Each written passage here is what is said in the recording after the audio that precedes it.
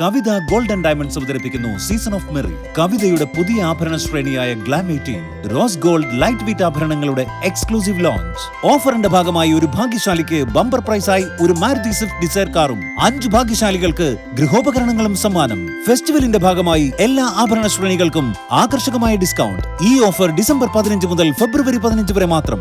Kavitha gold and diamonds. Christmas ആഘോഷത്തിന് ഇനി ഒരു നാൾ കൂടി. നാടും നഗരവും ആഘോഷ ലഹരിയിൽ. രാത്രികാലങ്ങളിൽ നടക്കുന്ന ക്രിസ്മസ് കരോളുകളും ആഘോഷങ്ങളുടെ വരവറിയിക്കുന്നു.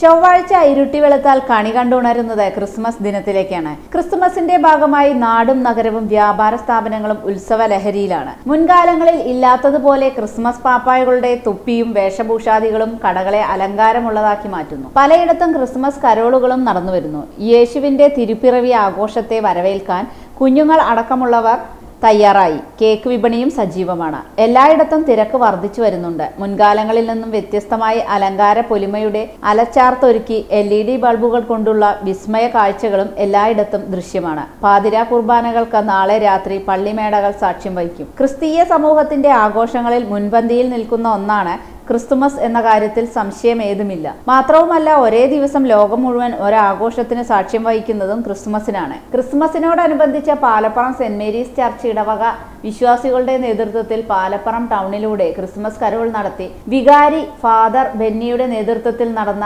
റോഡ് ഷോയിൽ നിരവധി വിശ്വാസികൾ പങ്കെടുത്തു.